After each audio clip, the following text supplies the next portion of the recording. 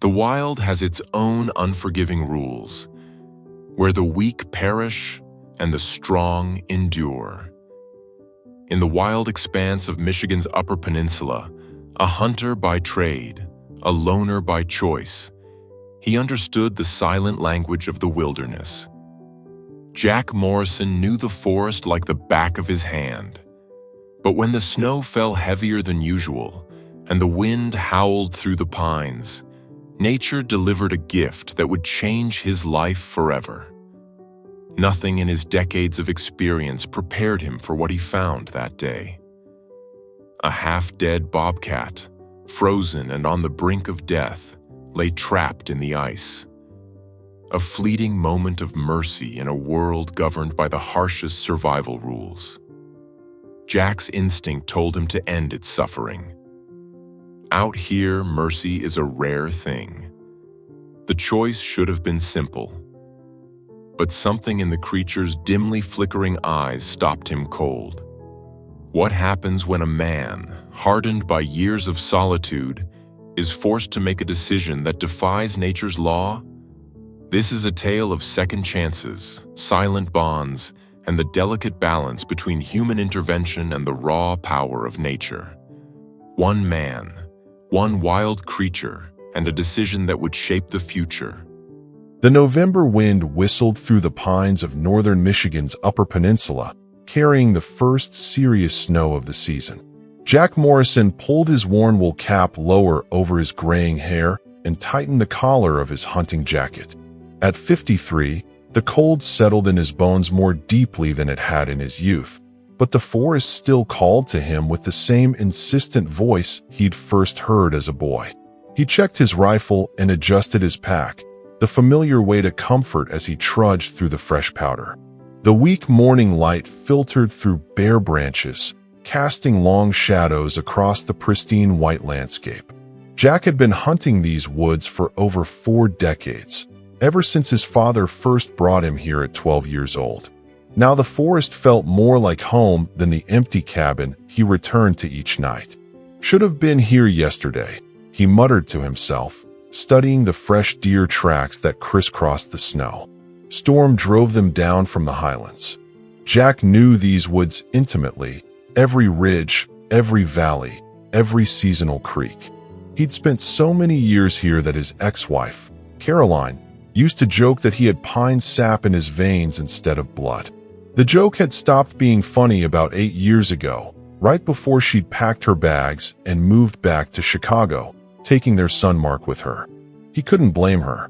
Jack had always been more comfortable with the silence of the trees than with the noise of human companionship. The forest made sense to him in a way that people rarely did. Out here, life followed predictable patterns. Animals behaved according to instinct and necessity. The rules never changed. Jack paused to catch his breath, leaning against the rough bark of an ancient oak. 20 years ago, he wouldn't have needed to rest on this familiar trail. Another reminder that time was passing, changing him even as the forest remained eternal. He'd promised to call Mark tonight. His son was 19 now, a sophomore at Michigan State studying environmental science. Jack felt a surge of pride thinking about the boy. Despite everything, the divorce, the distance, Jack's own failings as a father, Mark had grown into a thoughtful young man with a love for the natural world that mirrored Jack's own. "At least I did something right," Jack murmured, pushing away from the tree and continuing along the ridge. The morning passed slowly as Jack tracked a promising buck through the woods. The animal was clever, doubling back on its trail and crossing rocky outcroppings where its scent would be harder to follow. By early afternoon, heavy clouds had rolled in, and the temperature was dropping rapidly. Jack checked his watch and made the reluctant decision to head back. The buck would have to wait for another day. Taking a shortcut back to his cabin meant crossing Timber Creek. In the summer, it was a lazy, shallow stream that barely reached mid-calf, but winter transformed it into a treacherous stretch of ice. Still, Jack had crossed it countless times over the years. He knew where the ice was thickest, which areas to avoid, and how to test its strength before committing his weight. As he approached the creek, Jack noticed something unusual on the surface of the ice about 30 yards downstream. At first, he thought it might be debris, perhaps a fallen branch partially submerged in the frozen water. But as he drew closer, he realized it was an animal. "What the hell?" Jack muttered, changing course to investigate. The creature was a bobcat, young by the looks of it, though it was hard to tell with its tawny fur matted with ice and snow. The animal appeared to have broken through thin ice while attempting to cross, then become trapped as the water refroze around it. Only its head and part of its upper body remained above the surface, and even those were dusted with fresh snow. Its eyes were closed, and it showed no signs of movement. Jack approached cautiously. Bobcats were relatively common in these woods, though they typically avoided humans. He'd glimpsed them occasionally over the years, tawny ghosts slipping silently between trees or perched on rocky outcroppings. They were beautiful, efficient predators, perfectly adapted to survive the harsh northern Michigan winters. Except this one hadn't. Jack knelt at the edge of the ice, studying the animal. It was smaller than most adult bobcats he'd seen, probably not more than a year old. Its breathing was shallow and irregular, visible only in the faintest plumes of vapor from its nostrils. It was dying, if not already beyond saving. "Should just put you out of your misery," Jack said quietly, hand moving to the hunting knife at his belt. It would be the merciful thing to do. The animal was suffering, and even if he somehow managed to free it from the ice, its chances of survival were slim. A quick, clean cut across the throat would end its pain. Nature was cruel that way, indifferent to suffering, concerned only with the endless cycle of life and death. Jack unsheathed his knife, the blade glinting dully in the fading afternoon light. The bobcat's eye cracked open, just a sliver of yellow-green against its frozen fur. It made no sound, no movement beyond that single, weary blink. But in that moment, something passed between them, a recognition that transcended the usual boundaries between predator and prey, human and wild thing. Jack hesitated, knife hovering in the cold air. "Damn it all," he muttered, returning the blade to its sheath. "Caroline always said I was a sentimental old fool." Decision made, Jack tested the ice carefully before venturing further out onto the creek. Using the blunt end of his hunting knife, he began to chip away at the frozen surface around the bobcat's body. The ice was several inches thick in places, and progress was slow. His fingers grew numb despite his heavy gloves, and sweat froze on his forehead and the back of his neck. After 20 minutes of laborious chipping and breaking, Jack had created a channel in the ice around the bobcat. Its body was still partially submerged in the frigid water, but at least it was no longer trapped. Carefully, Jack slid his hands beneath the animal's torso and lifted. The bobcat was heavier than it looked, its waterlogged fur adding to its weight. It didn't resist as Jack lifted it from the broken ice, which he took as a bad sign. Wild animals, particularly predators like bobcats, typically fought against human handling, even when injured. The fact that this one remained limp in his arms suggested it was much closer to death than he'd initially thought. "Hang in there, little fellow," Jack murmured, cradling the freezing animal against his chest. "Let's get you somewhere warm." The walk back to Jack's cabin took nearly an hour, made more difficult by the additional weight and the need to move carefully to avoid jostling the injured animal. By the time the small log structure came into view, twilight was settling over the forest, and the temperature had dropped further. Jack's breath came in great white plumes, and even through his layers of clothing, the cold had seeped into his bones. The cabin was dark and cold when Jack shouldered open the door. He gently laid the bobcat on the braided rug in front of the stone fireplace before quickly setting about building a fire. His fingers were stiff and clumsy with cold, but years of practice allowed him to stack kindling and logs efficiently. Within minutes, flames were licking at the dry wood, casting flickering orange light across the cabin's single room. Only then did Jack turn his attention back to the bobcat. In the firelight, he could see that the animal was young, probably born the previous spring.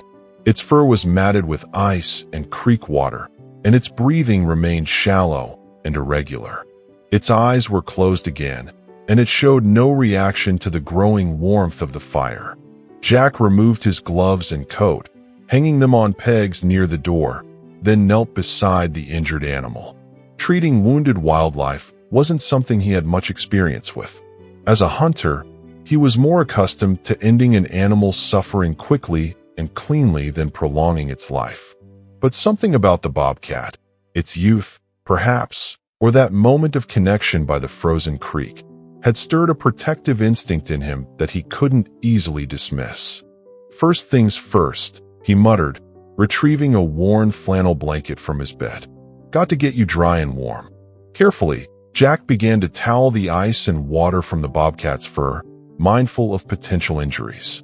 The animal remained unresponsive, save for the shallow rise and fall of its ribcage.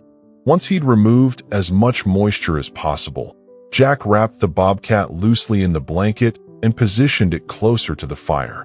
His father had once told him about an old trapper's remedy for animals suffering from extreme cold, a mixture of vodka, salt, and cayenne pepper. Jack had never tried it himself, but desperate circumstances called for unconventional solutions. He rummaged through his small kitchen area, retrieving a bottle of cheap vodka he kept for the occasional evening when memories grew too heavy, along with salt and an ancient container of cayenne. The mixture looked unappealing even to his untrained eye, but Jack managed to part the bobcat's jaw slightly and trickle a small amount onto its tongue. The animal reflexively swallowed but otherwise showed no reaction. That's about all I can do for now, Jack said, settling onto the floor beside the wrapped bobcat. Rest of it's up to you. As the cabin gradually warmed, Jack found himself talking to the unconscious animal.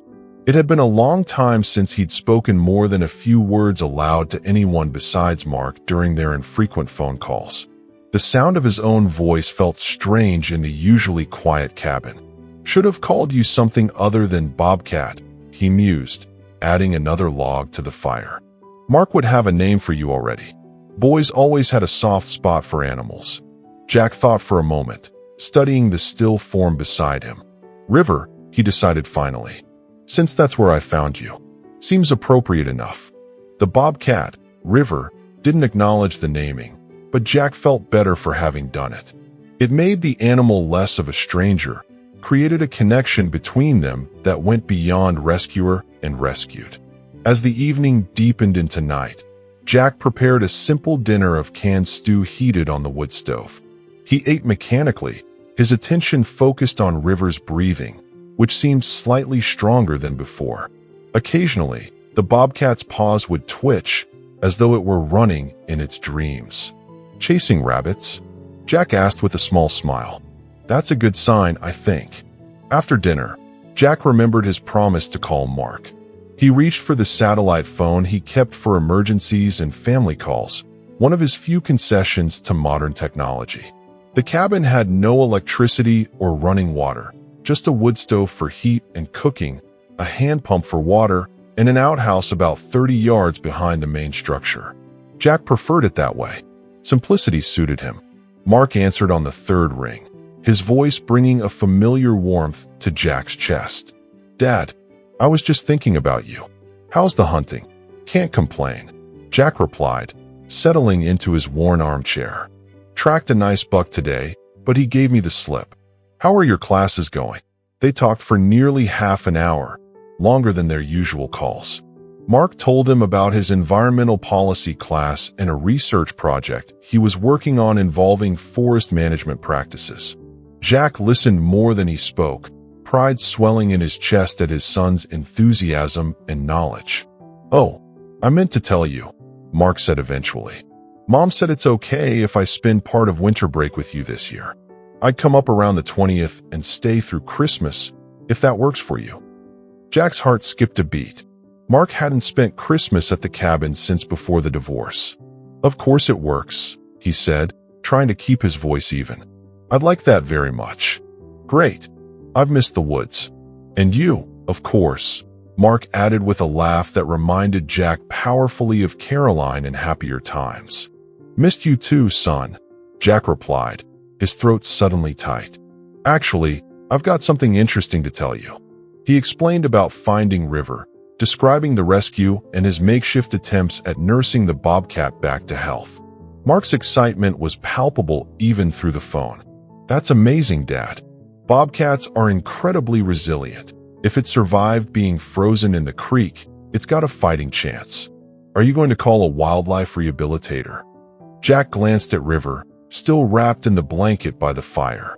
Nearest one's about 3 hours away, and with the weather turning, I'm not sure it's a good idea to move him yet.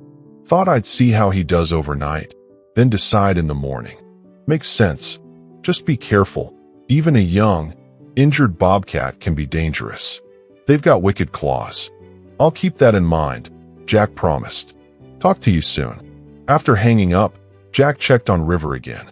The bobcat's breathing seemed stronger, more regular, and when Jack gently parted the blanket to examine him, he noticed the animal's fur was drying nicely. There were no obvious external injuries, which was promising. Mark's looking forward to meeting you, Jack told the unconscious bobcat. If you stick around that long. He fashioned a makeshift bed on the floor near the fire, not wanting to leave River alone during the night. As he drifted off to sleep, Jack found himself hoping, with surprising intensity, that the bobcat would survive until morning. Jack woke with a start, momentarily disoriented by the unfamiliar sensation of sleeping on the floor. Early morning light filtered through the cabin's small windows, and the fire had burned down to glowing embers. The events of the previous day came rushing back, and he turned quickly to check on River. The blanket lay empty on the braided rug. Jack sat up, scanning the cabin anxiously. Had the bobcat died during the night, or had it somehow managed to escape? The door was still closed, and the windows were secured against the winter cold. A soft sound from the kitchen area drew his attention. River was crouched beneath the small wooden table, yellow-green eyes fixed warily on Jack. The bobcat looked remarkably improved. Its fur had dried into the familiar tawny pattern marked with dark spots and streaks, and though it still seemed weak, it was obviously alert and mobile. Well, good morning to you too, Jack said quietly, keeping his movements slow and deliberate as he sat up. Feeling better, I see. River watched him intently, but made no move to flee or attack. Jack took that as a positive sign. He slowly got to his feet, wincing at the stiffness in his back and knees, and moved to the wood stove to rebuild the fire. All the while, he kept his movements measured and predictable, narrating his actions in a calm, even voice. Just getting the fire going again. Nothing to worry about. Then I'll see about finding something for both of us to eat. Once the fire was crackling in the wood stove, Jack turned his attention to breakfast. His options for feeding a bobcat were limited, but he had some jerky and a package of bacon that might appeal to the carnivore. He placed a small amount of each on a shallow dish and set it on the floor about halfway between himself and River. Not exactly a gourmet meal, but it should help get your strength back. Jack prepared his own breakfast, coffee and oatmeal, and sat at the table, deliberately avoiding staring at the bobcat. From the corner of his eye, he saw River cautiously approach the offered food, sniff it tentatively, then begin to eat. The animal moved stiffly, clearly still recovering from its ordeal, but with each passing minute, it seemed to grow stronger. The way I see it, Jack said conversationally as he sipped his coffee, you've got 3 options. 1, you can stay here until you're fully recovered, then head back to the woods. 2, I can try to get you to a wildlife rehabilitator who might be better equipped to care for you. Or 3, you can take your chances and leave now. River, unsurprisingly, offered no opinion on these options, but the bobcat did finish the food Jack had provided before retreating to a spot near the wood stove. There, it began methodically grooming itself, tongue rasping over fur that still bore traces of its icy imprisonment. I'll take that as a vote for option 1, Jack said with a small smile. The day passed quietly. Jack needed to check his traps and hunting blinds, but he was reluctant to leave River alone in the cabin. Instead, he occupied himself with indoor chores, mending a torn shirt, organizing his hunting gear, and preparing a venison stew that would last several days. Throughout it all, River watched from various vantage points around the cabin, gradually expanding its territory from the area near the wood stove to include the space beneath Jack's bed and a spot in the corner where afternoon sunlight created a warm patch on the wooden floor. By evening, a tentative truce had been established. River seemed to understand that Jack posed no threat, and Jack had learned to interpret the Bobcat's body language well enough to avoid causing it undue stress. He made another call to Mark, updating him on River's remarkable recovery. "That's incredible," Mark exclaimed. "Most wild animals would be totally panicked in a human dwelling." "This one seems different," Jack replied, watching as River delicately cleaned one paw near the fire. "Smart. Adaptable. Bobcats are highly intelligent predators," Mark said, his voice taking on the slightly professorial tone it often did when discussing wildlife. "They have to be, to survive in such varied habitats. But still, it's unusual for one to become comfortable around humans so quickly." "I wouldn't say comfortable," Jack corrected. "More like tolerant. He knows I helped him, I think. Maybe. Or maybe he's just biding his time until he's strong enough to head back to the wild. Either way, it's fascinating." After hanging up, Jack heated a portion of stew for himself and prepared another plate of meat scraps for River. The Bobcat approached the food more confidently this time, though it still maintained a cautious distance from Jack. "No rush," Jack told the animal quietly. "We've got time." That night, River chose to sleep on the braided rug near the fire rather than hiding under the furniture. Jack took it as a sign of progress. As he drifted off to sleep in his own bed, he found himself smiling at the strange turn his solitary life had taken. For the first time in years, he wasn't alone in the cabin, and somehow, the presence of the wild creature felt right, as though a missing piece had fallen into place. The days fell into a comfortable routine. Each morning, Jack would wake to find River in a different spot in the cabin, always alert but increasingly relaxed in his presence. They would share breakfast, coffee and oatmeal for Jack, various meat offerings for River, before Jack ventured out to check his traps and hunting blinds. At first, he secured the cabin when he left, concerned that the Bobcat might attempt to escape and injure itself in the process.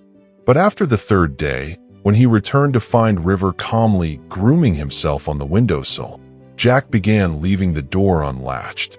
"You're free to go whenever you're ready," he told the Bobcat. "No need to make a jailbreak." River made no attempt to leave, however. As the days passed, the young Bobcat grew visibly stronger. The matted patches in his fur smoothed out, revealing the beautiful tawny coat with its distinctive markings. His movements became more fluid, more confident, and his appetite increased substantially. Jack found himself supplementing the Bobcat's diet with fresh rabbit from his snares, which River accepted with evident appreciation. A week after the rescue, Jack woke before dawn to find River sitting on his chest, yellow-green eyes studying him intently in the dim light. Jack remained perfectly still, breath caught in his throat. The Bobcat's face was inches from his own, close enough that he could feel the animal's warm breath on his cheek. For a long moment, they regarded each other silently, man and wild creature locked in a gaze that seemed to transcend their natural boundaries. Then River delicately extended one paw and patted Jack's beard, as though testing its texture. The gesture was so unexpected, so incongruously gentle, that Jack couldn't help but laugh. The sound startled the Bobcat, who leapt gracefully from the bed and retreated to his favorite spot by the wood stove. "Well, good morning to you too," Jack said, still chuckling as he sat up. "Getting mighty familiar, aren't we?" That afternoon, Jack decided it was time to see how River would respond to the outdoors. The weather had moderated slightly, with temperatures rising above freezing for the first time since the Bobcat's rescue. Jack opened the cabin door wide and stepped outside, then waited on the small porch to see what River would do. For several minutes, the Bobcat remained inside, watching cautiously from just beyond the threshold. Then, with deliberate steps, River emerged into the winter sunlight. The animal paused, sniffing the air and scanning the surrounding forest with alert eyes. Jack remained motionless, barely breathing as he watched the wild creature reacquaint itself with its natural environment. River ventured a few steps into the yard, then a few more, moving with increasing confidence. The Bobcat explored the perimeter of the clearing where Jack's cabin stood, occasionally disappearing into the underbrush only to reappear moments later in a different location. Throughout it all, River maintained an awareness of Jack's position, frequently glancing back toward the porch as though to confirm the man was still there. After about an hour, during which River's explorations took him progressively further from the cabin, the Bobcat surprised Jack by trotting directly back to the porch and sitting at his feet. The animal looked up at him expectantly, tail twitching slightly. "Had enough of the great outdoors for one day?" Jack asked, bemused. River responded by standing and walking back into the cabin, where he promptly curled up on the braided rug in front of the cold fireplace. Jack followed, shaking his head in wonderment. "You're a strange one, River. No doubt about that." That evening, as Jack prepared dinner, his satellite phone rang, an unusual occurrence, as few people had the number. It was Caroline, Mark's mother and Jack's ex-wife. Her voice, even after 8 years of separation, still triggered a complex mixture of emotions in Jack's chest. "Jack, it's Caroline. I hope I'm not calling at a bad time." "No, it's fine," he replied, watching as River perked up at the sound of the unfamiliar voice coming through the speaker. "Everything okay with Mark?" "Mark's fine. Actually, that's why I'm calling. He told me about the Bobcat you rescued." Jack smiled ruefully. Of course Mark had shared the story with his mother. The boy had never been able to keep exciting news to himself. "River," Jack supplied. "That's what I've been calling him." "River," Caroline repeated, and Jack could hear the smile in her voice. "Mark says you're nursing him back to health yourself." "Trying to. He's doing remarkably well, all things considered." There was a brief silence on the line, filled with the weight of shared history and the careful navigation of their post-divorce relationship. "That's very like you, Jack," Caroline finally said, taking in a wild thing, caring for it. Her words carried meanings beyond their surface, an acknowledgement, perhaps, of the qualities in Jack that had first drawn her to him, even as those same qualities had eventually contributed to their separation. Jack's deep connection to the natural world, his instinctive understanding of wild creatures, had been both his greatest strength and his most significant blind spot in human relationships. "It seemed like the right thing to do," he said simply. "Mark is very excited about meeting River when he visits next month. He talks about little else." Jack felt a surge of warmth at the thought of his son's enthusiasm. "I've been telling River all about him. Can't promise the Bobcat will still be here by then, though.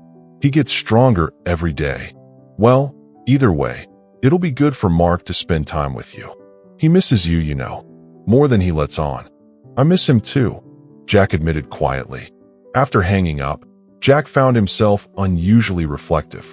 His conversation with Caroline had stirred memories of their life together. The early years when Mark was small, and they'd still believed they could bridge the gap between Jack's love of solitude and Caroline's need for community and connection.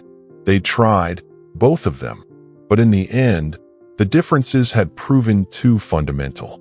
River, sensing Jack's shift in mood, approached cautiously and sat near his feet, yellow-green eyes fixed on Jack's face with what almost appeared to be concern. After a moment's hesitation, Jack reached down and gently stroked the Bobcat's head.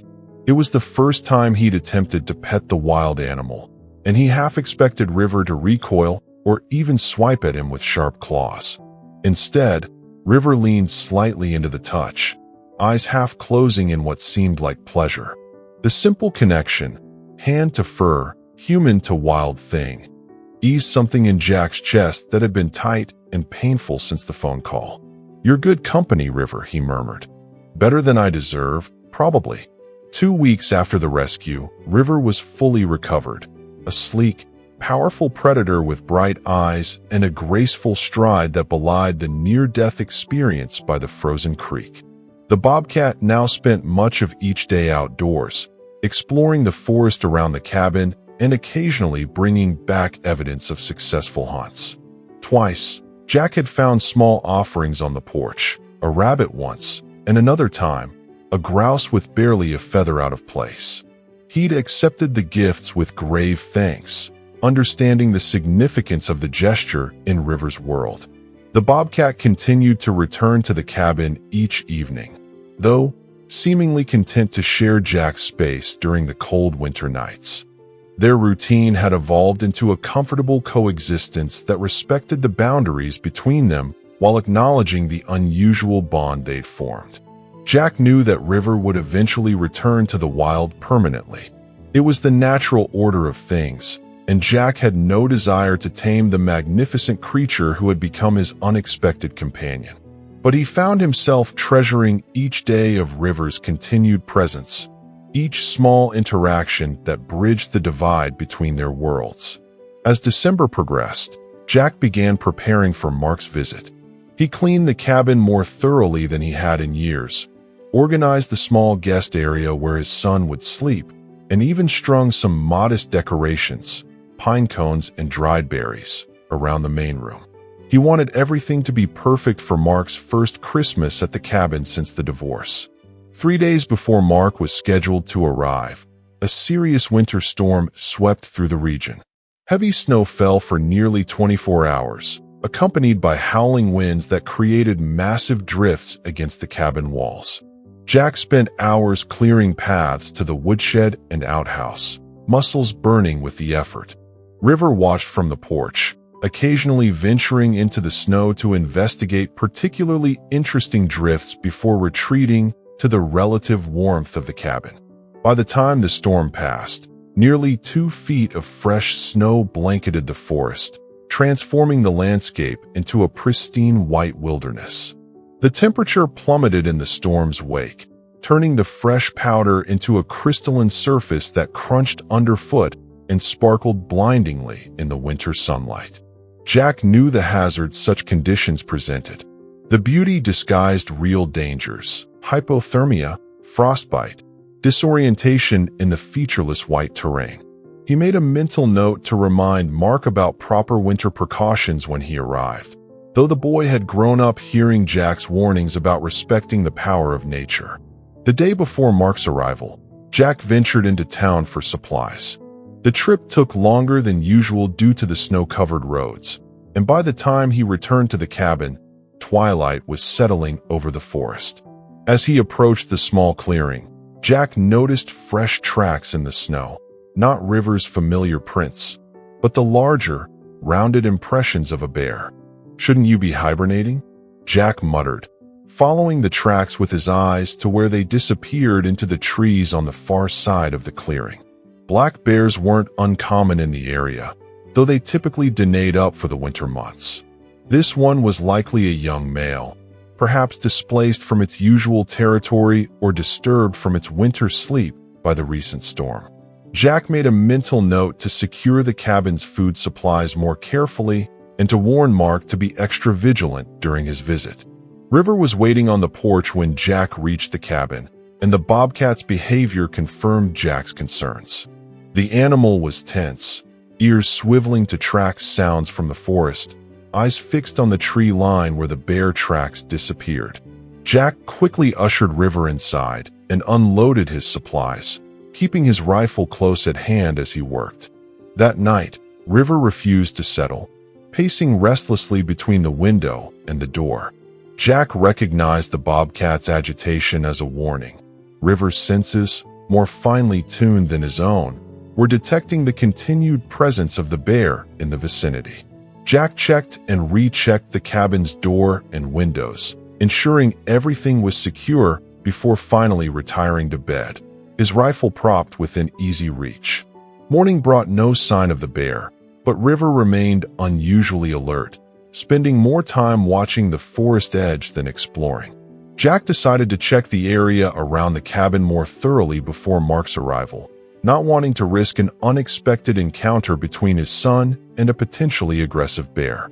The investigation revealed fresh bear tracks circling the cabin, along with disturbed snow around the woodshed where the animal had apparently attempted to gain entry. Jack reinforced the shed's door and cleared away anything that might attract the bear's attention, all the while keeping a watchful eye on the surrounding forest. By late afternoon, Jack was satisfied that he'd taken reasonable precautions. He returned to the cabin to prepare for Mark's arrival the following day, his anticipation growing with each passing hour. River seemed to sense Jack's excitement, watching curiously as he made final preparations to the guest sleeping area and planned meals that would appeal to his son's appetite. "He's going to love you," Jack told the Bobcat as he worked. Mark's always had a way with animals. That night, Jack dreamed of Caroline and Mark as they'd been years ago, a young family, still whole, still finding their way together. In the dream, they were walking through summer woods, Mark running ahead on sturdy little legs, pointing excitedly at birds and squirrels. Caroline's hand was warm in Jack's, her laughter bright in the dappled sunlight. The dream was so vivid, so real, that waking brought a moment of profound disorientation and loss.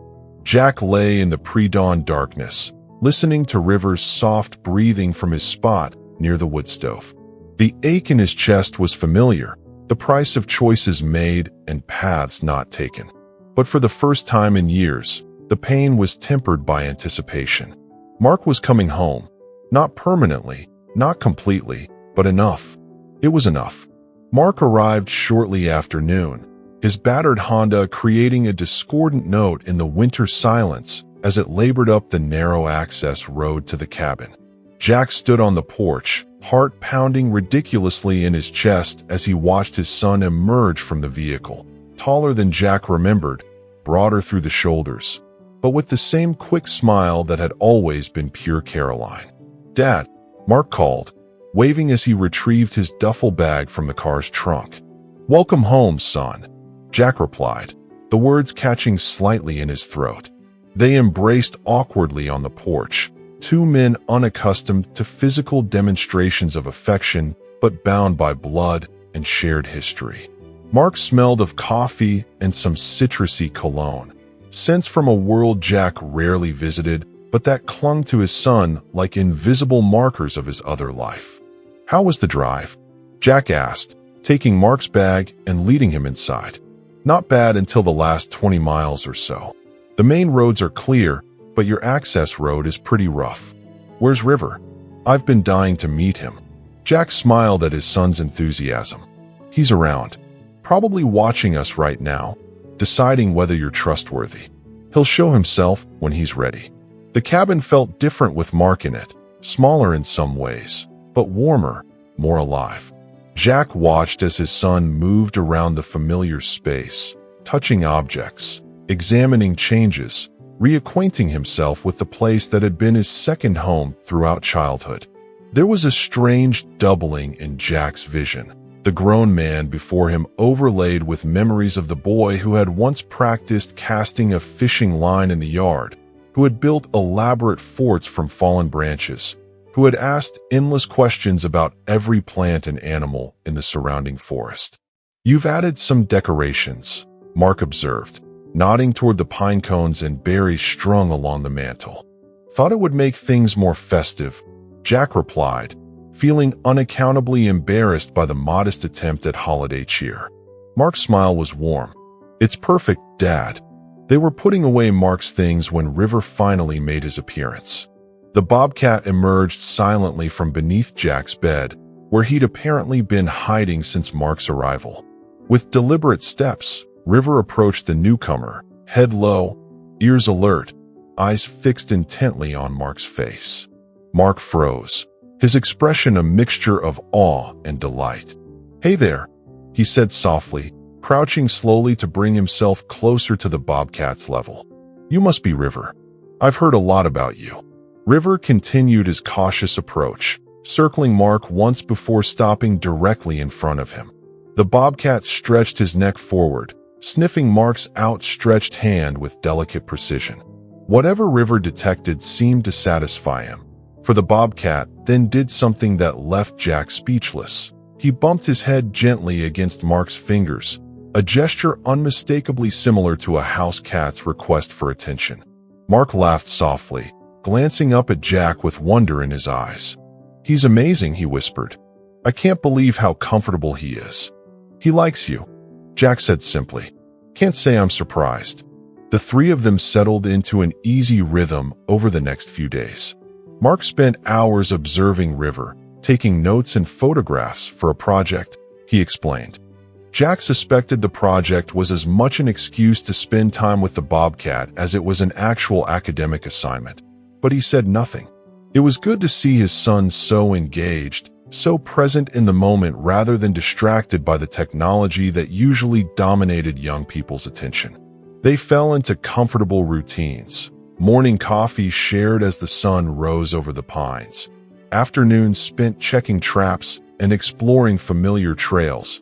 Evenings filled with simple meals and quiet conversation by the fire. River moved between them with growing confidence, sometimes accompanying them on shorter walks around the cabin, other times remaining behind to nap in favored spots warmed by winter sunlight. On their third day together, Mark broached a subject Jack had been avoiding. "Mom asked me to tell you she's thinking about selling the Chicago house," he said as they sat by the fire after dinner. River curled between them on the worn rug. "She's been offered a position at the University of Washington, Seattle." Jack absorbed this information slowly, considering its implications. The Chicago house had been their family home for 15 years, the place where Mark had taken his first steps, lost his first tooth, graduated from high school. Jack had moved out 8 years ago, but some part of him had always thought of it as home, even after all this time. "Seattle's a long way from Michigan," he said finally. Mark nodded, poking at the fire with a stick. "She said to tell you she'd make sure I could still visit during breaks. That distance wouldn't change anything important." Jack studied his son's profile, so like Caroline's in certain lights. The same determined chin, the same slight furrow between the brows when concerned. "What do you think about it?" he asked. Mark shrugged, his gesture deliberately casual in a way that told Jack this mattered more than his son wanted to admit. "It's a great opportunity for her. The program at UW is one of the best in the country." "That's not what I asked." Mark was silent for a long moment, his attention seemingly fixed on River, who had rolled onto his back, exposing his belly to the fire's warmth. "I think," he began hesitantly, "I think I'm old enough now that it doesn't matter as much where either of you live. I'll be making my own choices soon. But, Jack prompted gently, "But I still want to know I can come home sometimes. To places that feel like they're mine, even when everything else changes." The simple honesty of the statement caught at Jack's heart. He reached out and squeezed his son's shoulder, words momentarily beyond him. "This place will always be here," he said when he could trust his voice. "Always be yours, whenever you need it." Mark nodded, blinking rapidly. "I know, Dad." River, perhaps sensing the emotional undercurrent, rose and stretched before moving deliberately to Mark's side, pressing against the young man's leg in what seemed remarkably like a gesture of comfort.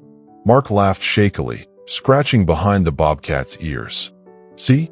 Even River agrees." The moment passed, the conversation turning to lighter topics, but Jack found himself thinking about Mark's words long after his son had gone to bed. Places that feel like they're mine, even when everything else changes. The cabin had been that for Jack, a constant in a world of variables.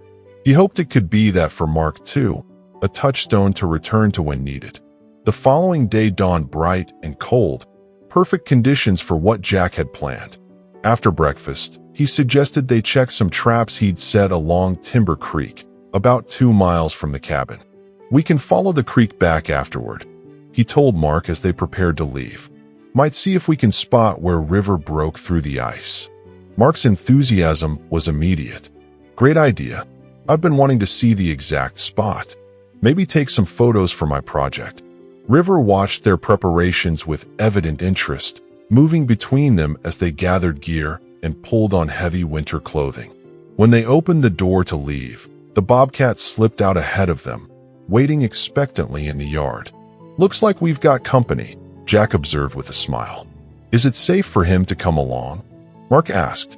"I mean, he is wild, even if he seems comfortable with us." "He comes and goes as he pleases these days," Jack replied. "Has his own agenda. If he wants to tag along, I won't stop him." The three set out across the snow-covered clearing, River moving ahead in graceful bounds that barely disturbed the crystalline surface. Jack led the way into the forest, following a familiar trail now transformed by winter into a winding corridor between snow-laden pines. Mark followed close behind, occasionally stopping to photograph particularly beautiful vistas or animal tracks preserved in the pristine snow. They had been walking for about 40 minutes when Jack froze, one hand raised in a silent signal that Mark recognized from childhood hunting trips. River, several yards ahead, had also gone still, his tawny body rigid with alertness. "What is it?"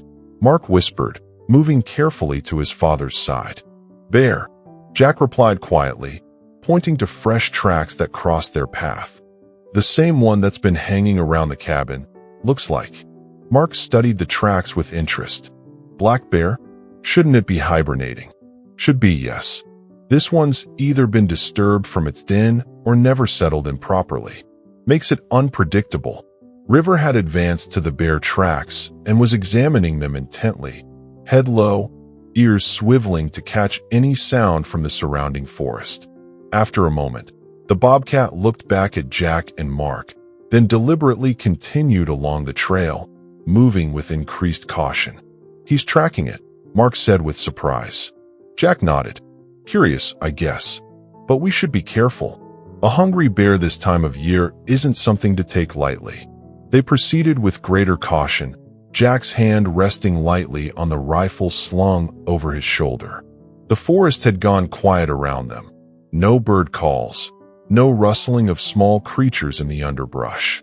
Even the wind seemed to have died down, leaving an expectant stillness broken only by the soft crunch of their boots on snow. The trail eventually opened onto Timber Creek, now a ribbon of white winding through the winter landscape. Jack led them downstream to where he'd set several traps days earlier. 2 were empty, but the third had caught a snowshoe hare, a good-sized specimen with thick winter fur. "Perfect timing," Jack said as he reset the trap after retrieving the hare. "We can have rabbit stew tonight." Mark was examining the creek ice, his gaze following the frozen surface to where it disappeared around a bend. "Is that where you found River?" he asked, pointing downstream. "Just around that bend." "Yes," Jack confirmed. "Want to take a look?" They followed the creek's course, River trotting alongside them with occasional forays into the undergrowth. The Bobcat seemed particularly interested in the bear tracks, which continued to parallel the creek at irregular intervals. Jack kept a watchful eye on their surroundings, increasingly uneasy about the bear's continued presence in the area. When they reached the spot where Jack had found River, Mark knelt at the creek's edge, studying the ice. The surface showed no sign of the drama that had unfolded there weeks earlier. Nature had erased all evidence, the creek freezing smooth and unblemished after Jack's rescue efforts. "It's amazing he survived," Mark said quietly. "The water must have been just above freezing." "He's tough," Jack replied, watching as River investigated the area, sniffing at the ice as though trying to recapture the scent of his own near-death experience. "Fighters usually find a way." Mark glanced up at his father, a knowing look in his eyes. "Like someone else I know." Jack felt a flush of embarrassment at the comparison. "Don't know about that. I just do what needs doing." "That's what I mean," Mark said, rising to his feet and brushing snow from his knees. "You keep going, no matter what." It's what I've always admired most about you, Dad. The simple statement, delivered without fanfare, caught Jack unprepared. He cleared his throat, unsure how to respond to the unexpected praise from his son. "We should start heading back," he said finally. "Don't want to lose the light." Mark nodded, understanding his father's discomfort with emotional territory. "Lead the way." They had gone perhaps half a mile back toward the cabin when River suddenly tensed, fur bristling along his spine. The Bobcat froze, eyes fixed on a point in the forest to their right, a low growl rumbling in his chest. Jack raised his hand, signaling Mark to stop. "Stay behind me," he whispered, slowly unslinging his rifle. For several heartbeats, the forest remained still and silent. Then came a crashing sound as something large moved through the underbrush, heading directly toward them. "Up that tree," Jack ordered Mark, pointing to a sturdy pine with low branches. "Quick." Mark hesitated. "What about you?" "I'll cover you. Go." As Mark scrambled toward the tree, the bear emerged from the forest, a young male black bear, smaller than Jack had feared, but still a formidable presence. The animal was thin, its coat patchy in places, suggesting it hadn't fed well before winter set in. Its small eyes fixed on the humans with hungry interest. Jack raised his rifle, aiming carefully. He had no desire to kill the bear if it could be avoided, but he wouldn't risk his son's safety. "Hey!" he shouted, trying to intimidate the animal with noise. "Get out of here." The bear hesitated, seemingly confused by Jack's aggressive stance. It rocked uncertainly on its feet, head swinging between Jack and Mark, who had managed to climb several branches up the pine tree. For a moment, Jack thought the animal might retreat. Then the bear caught sight of the rabbit carcass hanging from Jack's belt. With a huffing grunt, it charged. What happened next unfolded with dreamlike clarity, each moment distinct and vivid in Jack's perception. He fired a warning shot into the ground near the bear, hoping to frighten it off without injury. The report echoed through the winter forest, momentarily freezing the bear in its tracks. But hunger overrode caution, and the animal resumed its charge after only a brief pause. Jack prepared to fire again, this time aiming for a killing shot, when a tawny blur launched itself from a nearby snowdrift. River hit the bear from the side, claws extended, a screech of challenge tearing from the bobcat's throat. Though significantly smaller than the bear, River's attack was so unexpected, so ferocious, that the larger animal stumbled sideways, roaring in surprise and pain as the bobcat's claws raked across its face. "River!" "No!" Mark shouted from the tree. Jack held his fire, unwilling to risk hitting the bobcat as the two animals tumbled in a snarling, spitting knot of fur and fury. Despite the size disadvantage, River fought with calculated precision, darting in to slash at vulnerable points before dancing away from the bear's powerful swipes. The distraction gave Jack the opening he needed. Moving quickly to the side to get a clear shot, he fired once, the bullet striking the ground directly in front of the bear. The explosion of snow and dirt, combined with River's relentless harassment, finally convinced the bear to abandon its pursuit. With a final roar of frustration, it lumbered back into the forest, River pursuing it for several yards before returning to Jack's side, sides heaving with exertion but otherwise apparently unharmed. "Are you okay?" Mark called, beginning to descend from his perch. "Fine," Jack replied, his heart still hammering in his chest. "Stay there until I'm sure it's gone." He scanned the forest edge carefully, rifle ready, while River paced restlessly nearby, occasionally stopping to groom blood, the bear's, not his own, from his fur. After several minutes of silence, Jack finally relaxed slightly. "I think we're clear," he told Mark. "Come on down." As soon as Mark's feet touched the ground, he rushed to examine River. "Is he hurt?" "That was incredible. I can't believe he attacked a bear." Jack knelt beside the bobcat, running practiced hands over the animal's body to check for injuries. River submitted to the examination with unusual patience, occasionally bumping his head against Jack's arm as though to reassure him. "He seems fine," Jack concluded with relief. "Lucky for all of us. That could have gone very differently." Mark's eyes were wide with awe. "He saved us, Dad. He actually saved us." Jack nodded, still processing what had happened.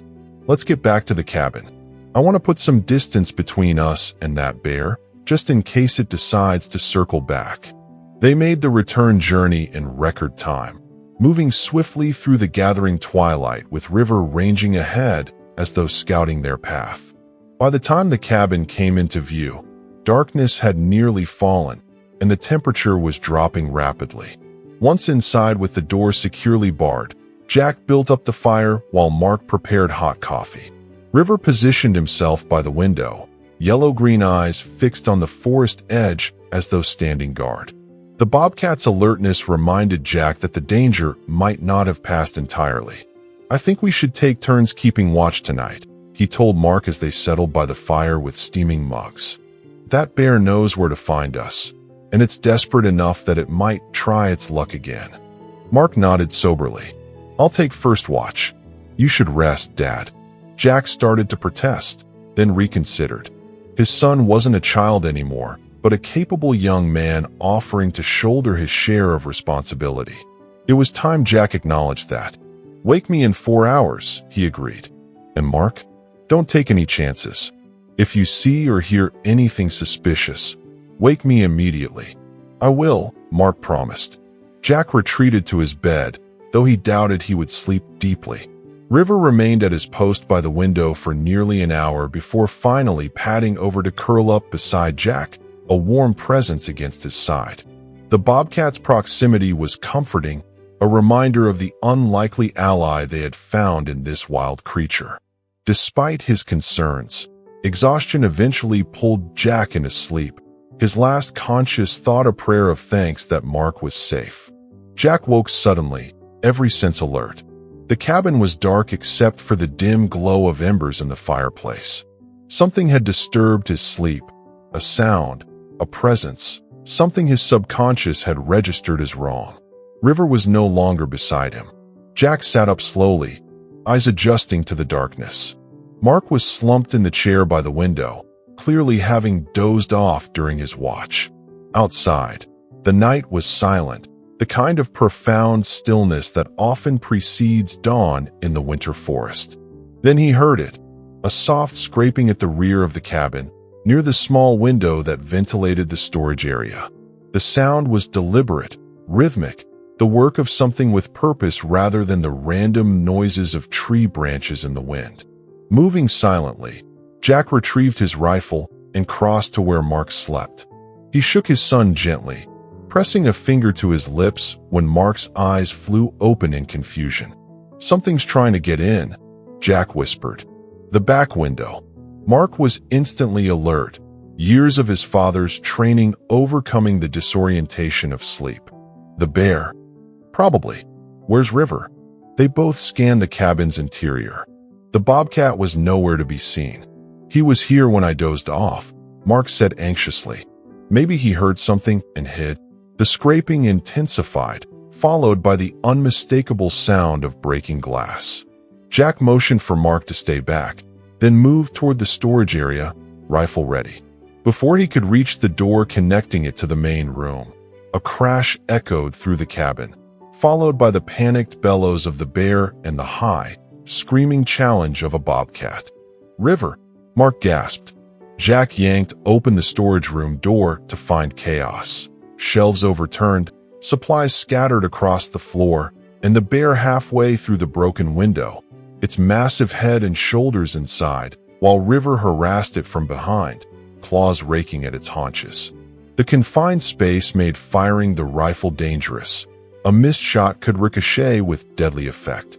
Instead, Jack grabbed a heavy iron poker from beside the wood stove and advanced on the bear, shouting at the top of his lungs while banging the poker against the wall. The combined assault, River from behind, Jack from within, finally convinced the bear to retreat. It backed out through the window with a roar of frustration, sending a shower of broken glass into the snow outside.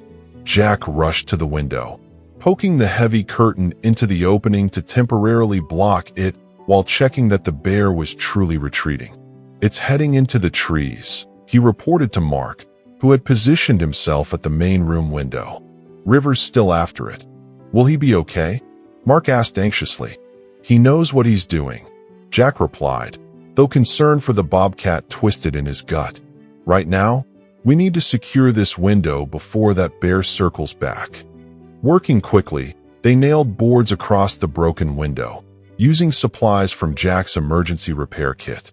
The makeshift barricade wouldn't stop a determined bear, but it might slow it down long enough for them to respond if it returned. With the immediate threat addressed, Jack's thoughts turned to River. The Bobcat had been gone for nearly 20 minutes now, far longer than seemed necessary to chase off the retreating bear. "He'll come back," Mark said, reading Jack's worry. "He's smart. He wouldn't take on more than he could handle." Jack nodded, hoping his son was right. The Bobcat had proven remarkably resilient and intelligent, but a prolonged confrontation with a hungry bear would test any animal's capabilities. As dawn lightened the eastern sky, they kept vigil by the windows, watching for any sign of either River or the bear. Jack made coffee, the familiar ritual helping to steady his nerves as they waited. Mark sorted through the damaged supplies in the storage room, salvaging what he could and making an inventory of what needed to be replaced. The sun had just cleared the treetops when Mark's exclamation drew Jack to the front window. "There, by the big pine." Jack followed his son's pointing finger and felt relief wash through him. River was trotting across the clearing toward the cabin, moving with his usual fluid grace despite what must have been an exhausting night. The Bobcat paused at the edge of the yard, scanning the surroundings with characteristic thoroughness before approaching the cabin. Jack opened the door, and River slipped inside, immediately rubbing against Jack's legs in a gesture that seemed both reassurance and greeting. The Bobcat's fur was disheveled in places, and he bore a few minor scratches, but appeared otherwise unharmed. "You crazy cat," Jack murmured, kneeling to examine River more closely. "Taking on a bear twice in 24 hours. You trying to give me a heart attack?" River bumped his head against Jack's chest, a rumbling sound somewhere between a purr and a growl vibrating through his body. Mark joined them, relief evident in his face as he stroked River's back. "He saved us again," Mark said, wonder in his voice. "He must have heard the bear trying to break in and gone around to distract it." Jack nodded, still marveling at the Bobcat's actions. Wild animals typically acted from instinct and self-interest, yet River had repeatedly placed himself in danger to protect them. It defied conventional understanding of wildlife behavior, suggesting something deeper at work, a connection that transcended the usual boundaries between human and animal. "I think," Jack said slowly, "we need to accept that this is no ordinary Bobcat." Mark smiled. "I figured that out the day I arrived. The way he looks at us, it's like he understands everything we say, everything we feel even." After ensuring River was truly uninjured, they set about making breakfast, a heartier meal than usual, with extra portions for the heroic Bobcat. As they ate, they discussed their options regarding the bear. "We should report it to the conservation officer," Mark suggested. "A bear this persistent, this comfortable approaching human dwellings, is dangerous." Jack agreed reluctantly. He preferred to handle situations himself when possible, maintaining the separation between his world and the authorities, but Mark was right.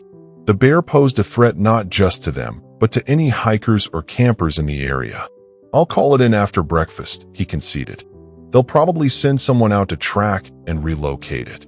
"What about River?" Mark asked, watching the Bobcat methodically clean his paws after devouring the generous helping of rabbit meat they'd provided. "What happens when I leave? Will he stay with you?" It was a question Jack had been avoiding. River had shown no inclination to permanently return to the wild, seeming content with the arrangement they'd established. But Jack knew better than to assume permanence when it came to wild creatures.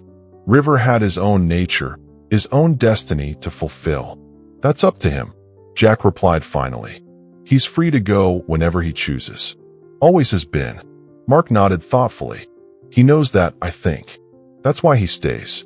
After breakfast, Jack made the call to the local conservation office, reporting the aggressive bear and the damage to the cabin. The officer who took the report promised to send a team out within 24 hours to track and relocate the animal. With that responsibility addressed, Jack suggested they use the remaining days of Mark's visit to enjoy the woods without venturing too far from the cabin. The risk of another encounter with the bear was too great to justify extended trips until the conservation team had done their work. They spent the day in companionable activities, chopping firewood, repairing the damaged storage room, preparing for Christmas with simple decorations fashioned from pine boughs and birch bark. River remained close, occasionally helping in his own way by dragging smaller branches to the woodpile or investigating the storage room repairs with curious sniffs. As evening approached, they settled before the fire, the conversation turning to Mark's plans for the future. He would graduate in 18 months, he explained, and was considering graduate programs in wildlife biology or conservation management. I've been thinking, he said hesitantly, about applying to programs in this region. Northern Michigan, maybe Minnesota or Wisconsin. Somewhere I could specialize in northern forest ecosystems. Jack tried to keep his expression neutral, though hope flared in his chest. Good schools in those areas, he said cautiously. Strong research programs. And they're closer to here, Mark added, meeting his father's eyes directly. I've missed this place. Missed you. The simple honesty in his son's voice touched something deep in Jack. I've missed you too, son. More than I've been good at saying. River, sensing the emotional undercurrent, moved to sit between them, his presence a bridge connecting father and son. Mark smiled, scratching behind the Bobcat's ears. You know, he said thoughtfully, River reminded me of something important. Something I think we both forgot for a while. What's that? Jack asked. That sometimes the strongest connections don't need words. They just need presence. Showing up when it matters. Mark's gaze was steady, meaningful. Like you always did, Dad. Even when you and Mom were having problems, you never missed something that was important to me. Never. Jack swallowed hard against the tightness in his throat. I tried. Wasn't always sure I was getting it right. You got the important parts right, Mark assured him. The rest, well, nobody's perfect. They sat in comfortable silence after that, the fire crackling softly, River's warmth between them a tangible reminder of the unexpected bond that had brought them to this moment of understanding. Christmas Eve dawned clear and cold. Jack woke early, as was his habit, to find River curled at the foot of his bed and the smell of coffee already filling the cabin. Mark was at the table, a small package wrapped in brown paper and pine twigs before him. Merry Christmas Eve, he said as Jack sat up. Hope you don't mind. I started the coffee. Never mind good coffee, Jack replied, pulling on his heavy flannel robe. What's that you've got there? Mark pushed the package toward him with a smile. Just a little something. Thought you might like to open it today. Jack took the package, surprised and touched by the gesture. He unwrapped it carefully to reveal a handsomely bound journal with a tooled leather cover depicting pine trees and mountains. The craftsmanship was exquisite, the leather supple and rich with the smell of traditional tanning methods.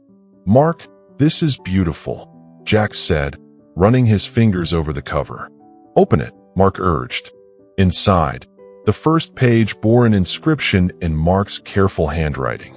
For Dad, to record the stories of the forest and its creatures, because some tales deserve to be remembered. Love, Mark. I thought, Mark explained as Jack struggled to find words, that you might want to write down River's story, and maybe other stories from your years in these woods. Things worth saving, worth passing down. Jack nodded, emotion making speech difficult. Thank you, he managed finally. It's perfect. River chose that moment to leap lightly from the bed and investigate the gift, sniffing at the leather with evident approval before butting his head against Jack's arm. See? River agrees. Mark laughed. Your adventures deserve documentation. They spent the morning preparing a special Christmas Eve meal: venison steaks, potatoes roasted in the wood stove, and wild cranberry sauce Mark had brought from town. River was included in their preparations, receiving choice bits of meat and seated with them at the table as though he were simply another family member. As they ate, Jack found himself studying his son's face, noting the changes time had wrought. The stronger jaw, the confident set of his shoulders, the thoughtful eyes that missed nothing. Mark had grown into a fine young man, one who carried the best parts of both his parents while becoming entirely his own person. I'm proud of you, Jack said suddenly, the words emerging without premeditation. Should say that more often. Mark looked up, surprise giving way to pleasure at the unexpected praise.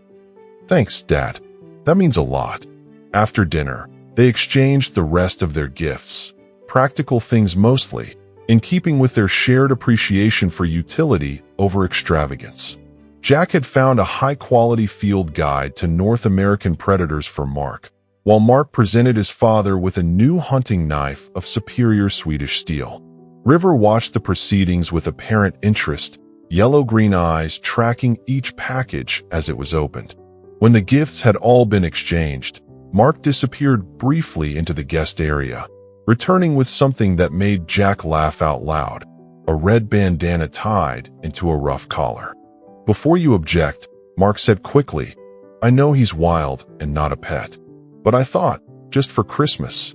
To both their surprise, River submitted willingly to the bandana being tied loosely around his neck. The Bobcat seemed to recognize it as a ceremonial gesture rather than an attempt at domestication, accepting it with the same gravitas with which he approached all human rituals. Well, I'll be, Jack murmured. He actually seems to like it. Everyone likes to be included, Mark replied with a smile. As evening deepened into night, snow began to fall, large, lazy flakes drifting past the windows and accumulating on the cabin roof. The three of them settled by the fire, Jack in his armchair, Mark on the floor with his back against the hearth, and River stretched between them, occasionally shifting position to ensure equal contact with both humans. Jack found himself thinking about the strange journey that had brought them to this moment. How finding a half-dead bobcat in the ice had somehow led to this peaceful Christmas Eve with his son. If he hadn't taken that particular route that day, if he hadn't noticed the trapped animal, if he had chosen the merciful but final solution of his hunting knife, so many small decisions culminating in something unexpected and precious. Life's funny sometimes, he said aloud. Mark looked up from the book he was reading. How so? Just thinking about all the little choices that led us here. How different things might have been. Mark considered this, his expression thoughtful. I've been thinking about that too. About how saving River changed things between us. Changed things. Well, yeah. You called me more often to update me about him. I got more interested in coming to visit. We had something new to connect over. Mark shrugged. Sometimes people need a bridge, you know? Something outside themselves to help them find their way back to each other. The insight, so simply stated, struck Jack with unexpected force. Mark was right. River had been that bridge, a living connection between father and son when words alone had proven insufficient. When did you get so wise? Jack asked, only half joking. Mark smiled. Must have picked it up from someone. They fell silent again, comfortable in the quiet broken only by the crackle of the fire and River's occasional soft snores. Outside, the snow continued to fall, wrapping the cabin in a cocoon of white silence, separating them from the rest of the world. Jack opened the journal Mark had given him, running his fingers over the blank pages. There were stories to be told, histories to be recorded. Beginning with the day he'd found a half-dead bobcat frozen in the ice, and the remarkable events that had followed. He picked up a pencil and began to write. Christmas morning dawned bright and cold, the fresh snow glittering like diamond dust in the early sunlight. Jack woke to find River at the window, attentive as always to the world outside, the red bandana still secure around his neck. Mark was already up, stoking the fire and preparing coffee with the easy confidence of someone at home. "Merry Christmas, Dad," he called as Jack sat up. "Sleep well." "Better than I have in years," Jack replied truthfully. "Merry Christmas, son." They shared a simple breakfast before bundling up to check the perimeter of the cabin. The conservation officers wouldn't arrive until later in the day, according to the message Jack had received, but it was important to know if the bear had returned during the night. The fresh snow made tracking easy and reassuring. There were no bear prints near the cabin, suggesting their visitor had moved on to easier hunting grounds. River accompanied them on their inspection tour, occasionally disappearing into the underbrush only to reappear moments later in unexpected locations, as though conducting his own parallel patrol. As they completed their circuit of the cabin clearing, Mark paused at the edge of the forest, his expression suddenly serious. "Dad, there's something I've been wanting to talk to you about." Jack braced himself, recognizing the tone that often preceded difficult conversations. "I'm listening. I've been thinking about what happens next semester. With my research project." Mark hesitated, then continued more confidently. "I want to study human-wildlife interactions in managed forest environments. Specifically, case studies of unusual bonding between humans and wild predators." Understanding dawned slowly. "You're talking about River." Mark nodded eagerly. "It's a unique opportunity. A documented case of a wild bobcat forming a voluntary, sustained relationship with humans while maintaining its natural behaviors. It could contribute significantly to our understanding of wildlife behavior and cognition." "You want to study him," Jack stated flatly. "Make him a research subject." "Not in an invasive way," Mark hastened to explain. "Observational only. No tracking collars, no capture and release. Just documentation of his natural behaviors and interactions." Jack considered this, watching as River investigated a fallen log at the forest's edge. The bobcat had already defied conventional understanding of wildlife behavior. Perhaps there was value in recording that defiance, in helping others understand what was possible. "Would you need to be here to conduct this research?" Mark's expression brightened. "Ideally, yes. I was thinking about asking if I could spend my spring break here. Maybe some weekends when I can get away, if that's okay with you." The request, so casual, so significant, caught Jack off guard.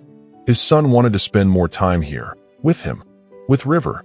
The research project was genuine, Jack had no doubt, but he suspected it was also a bridge, a reason, an excuse perhaps, for father and son to rebuild what had been damaged by years of separation. "I think," Jack said carefully, "that would be just fine. River might have something to say about being observed, though." As if on cue, the bobcat looked up from his investigations, yellow-green eyes fixing on the two humans with what seemed remarkably like understanding. Then, with deliberate steps, River approached and positioned himself between Jack and Mark, sitting precisely in the middle as though making his own statement about the proposed arrangement. Mark laughed. "I think he approves." Jack nodded, a smile tugging at his lips despite his initial reservations. "Looks that way." They returned to the cabin, the conversation shifting to practical matters: when Mark might visit, what equipment he would need, how they would manage the research around Jack's hunting schedule.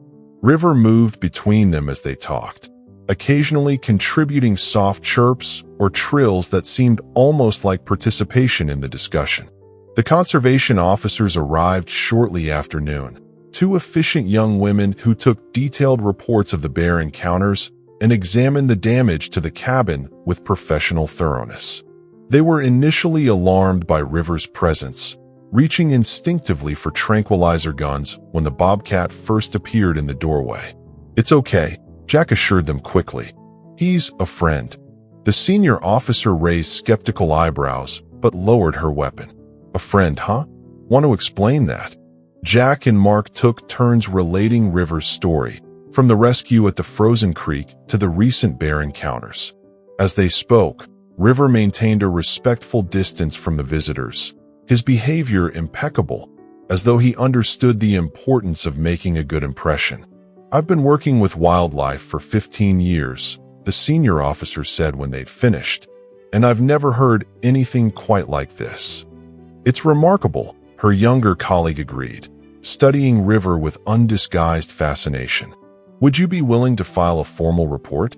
This kind of interaction could be valuable to our understanding of bobcat behavior." Mark exchanged a significant look with his father. "Actually, that's something we were just discussing. I'm an environmental science student at Michigan State, and I'm hoping to study this case as part of a research project." The officers were immediately supportive, offering access to department resources and expressing interest in the eventual findings. By the time they departed to begin tracking the bear, contact information had been exchanged and tentative plans made for future collaboration. "Well," Jack said as the conservation vehicle disappeared down the access road, "that went better than I expected." "They were really interested," Mark agreed enthusiastically. Officer Ramirez even mentioned the possibility of a small grant to support the research. Jack smiled at his son's excitement. "Just don't let River know he's becoming famous. Might go to his head." The bobcat in question was perched on the porch railing, watching the departing vehicle with the same intense focus he brought to all novel situations. The red bandana around his neck fluttered slightly in the winter breeze, making him look somewhat like a wild frontier scout from old Western tales. The remainder of Christmas Day passed in peaceful contentment. They prepared a simple but festive dinner, sharing the best portions with River, who accepted the holiday treats with dignified appreciation. As twilight gathered, they settled by the fire with cups of hot chocolate, the warmth and simple pleasures of the moment made more precious by the knowledge that Mark would be leaving in 2 days. "I've been thinking," Mark said after a comfortable silence, "about what you said regarding River eventually returning to the wild." Jack nodded, watching the bobcat who lay stretched between them on the hearth rug. "It's his nature. Wild things belong to themselves first." "I know," Mark agreed, "but I wonder if it has to be all or nothing. What if he chooses something in between? A life that includes both wilderness and this." He gestured to encompass the cabin, his father, himself. The suggestion resonated with something Jack had been considering himself. River had already established a pattern that defied conventional wildlife behavior, coming and going freely, maintaining his hunting skills and territorial patrols while also choosing to return to human companionship.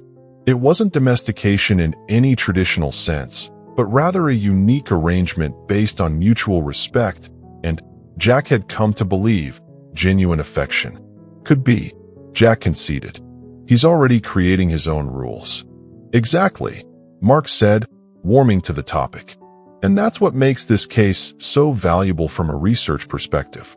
It challenges our assumptions about the rigid boundaries between wild and tame, about the capacity of wild animals to form complex social bonds with species other than their own." Jack smiled at his son's academic enthusiasm, so reminiscent of Caroline in her most passionate moments of scientific discourse. "You sound like your mother when you get going like that." Mark returned the smile, acknowledging the comparison without embarrassment. "Good. Mom's brilliant. I'll take that as a compliment." "It was meant as one," Jack assured him. River, perhaps sensing he was the subject of their conversation, raised his head and fixed them with an inquiring gaze. The bobcat's yellow-green eyes, once so alien and inscrutable to Jack, now seemed to communicate a complex awareness that continually surprised him. "What do you think, River?" Mark asked, addressing the bobcat directly. "Planning to stick around? Or do you have big adventures waiting in the wilderness?" River's response was to rise, stretch with feline deliberation, and then settle himself half on Jack's lap and half on the floor, a position that allowed him to maintain contact while preserving his dignity. The message seemed clear. For now, at least, this was where he chose to be. The following day brought a change in the weather, warmer temperatures, and a light drizzle that turned the pristine snow to gray slush. Jack and Mark spent the morning indoors, organizing Mark's research plans and documenting River's behaviors and routines for the official study. The Bobcat observed these activities with apparent interest, occasionally positioning himself directly before the notebook where Mark was writing, as though offering corrections or additional information. By afternoon, the rain had stopped, and they ventured outside to check the conservation officer's progress. Fresh tracks indicated the team had indeed located and followed the bear away from the cabin area, heading deeper into the forest where natural food sources were more plentiful. With the immediate threat addressed, Jack suggested they walk to Timber Creek one last time before Mark's departure. "I'd like to get some more photos of the rescue site," Mark explained as they prepared to leave. For the research documentation, River accompanied them willingly, though the wet conditions clearly displeased him. The Bobcat picked his way carefully through the slushy snow, occasionally shaking a paw with evident distaste when it sank into a particularly deep puddle. "Not a fan of the wet, are you?" Jack observed with amusement. "Can't say I blame you, considering." The creek was running higher than usual, the recent precipitation and warmer temperatures having partially melted the ice along its edges. When they reached the spot where Jack had found River, the scene looked dramatically different from their previous visit. The creek's surface was a patchwork of ice and open water, the current visible as dark movement beneath translucent sections. Mark photographed the area from multiple angles, occasionally consulting with Jack about exact locations and details.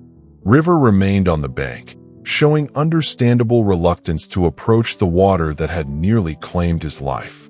Instead, the Bobcat patrolled the perimeter, alert for any potential threats to his human companions.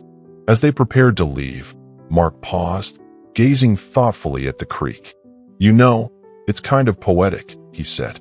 "This place nearly took River's life, but in saving him, you created something new. A connection none of us expected."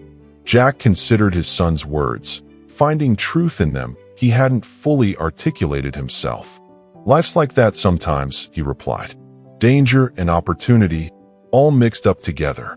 You can't always tell which is which until later." "That's profound, Dad," Mark said with genuine appreciation. "You should put that in your journal." Jack smiled, slightly embarrassed by the praise. "Maybe I will." They began the walk back to the cabin, River ranging ahead as usual, occasionally disappearing into the underbrush only to reappear moments later from an unexpected direction. The Bobcat's movements were purposeful and efficient, a demonstration of his perfectly adapted physiology and instincts.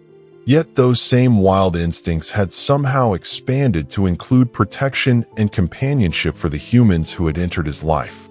When they reached the clearing around the cabin, Jack was surprised to see River suddenly freeze, fur bristling along his spine. The Bobcat's attention was fixed on the cabin itself, his posture communicating alarm rather than the relaxed familiarity he usually displayed upon returning home. "What is it?" Mark whispered, instinctively lowering his voice in response to River's tension. Jack scanned the cabin and surrounding area, his experienced eye detecting subtle signs of disturbance.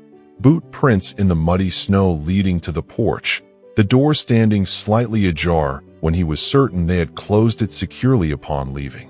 "Someone's been here," he said quietly. "Might still be inside." Mark's expression shifted from confusion to concern. "A break-in? Out here. Happens sometimes," Jack replied, his mind racing through possibilities. "Hikers get lost, look for shelter, or someone targeting remote cabins for supplies." He reached slowly for the rifle slung over his shoulder. "Stay behind me."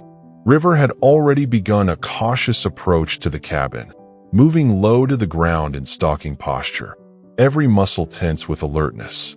Jack admired the Bobcat's natural caution, no headlong charge into potential danger, but rather a methodical assessment of the threat. "Should we wait for whoever it is to leave?" Mark suggested. "Or call the conservation officers?" Jack considered the options, weighing risks against practicalities. The cabin contained everything they needed for survival: food, shelter, communications. Abandoning it to an unknown intruder meant exposing themselves to the elements with night approaching. And the satellite phone was inside, making calling for help impossible without first reclaiming the cabin. "We need to see what we're dealing with," he decided. "Could be nothing serious, a lost hiker, like I said. But we need to know." Moving with the quiet deliberation that years in the forest had taught him, Jack approached the cabin from an angle that kept him partially concealed by woodshed. River paralleled his movement, maintaining perfect position for quick action while remaining out of sight from the cabin windows. Mark followed several paces behind, his urban upbringing evident in his less practiced stealth, though Jack noted with approval that his son stepped carefully, minimizing noise. When they reached the porch, Jack paused, listening intently. Faint sounds came from within, movement, the clink of glass or metal, a low voice. At least one person, then, and actively searching through their possessions. Jack motioned for Mark to stay back, then positioned himself beside the partially open door, rifle ready but not yet raised. River had circled to the side window, where a small gap in the curtain would allow the Bobcat to observe the interior. "Hello, the cabin," Jack called firmly, the traditional woodsman's announcement of presence. "Identify yourself." Silence fell immediately, followed by hurried movement inside. Jack tensed, prepared for various responses: aggression, attempted escape, perhaps surrender. What he didn't expect was the voice that finally answered. "Dad? Is that you?" Jack froze, the familiar voice striking him like a physical blow. "Caroline." He pushed the door open wider to reveal his ex-wife standing in the middle of the cabin, her expression a mixture of relief and embarrassment. She was dressed for the weather in practical hiking clothes, her dark hair shot through with more silver than when he'd last seen her, but otherwise unchanged. The same intelligent eyes, the same determined set to her jaw. "What are you doing here?" Jack asked, lowering his rifle as he stepped inside. "Surprising you and Mark for Christmas," Caroline replied, gesturing to several packages on the table and a basket of food items. "I tried calling, but the satellite phone went straight to voicemail. I thought I'd drive up and—" She trailed off, noticing Mark behind Jack. "Surprise?" "Mom," Mark exclaimed, moving past his father to embrace Caroline. "I can't believe you're here.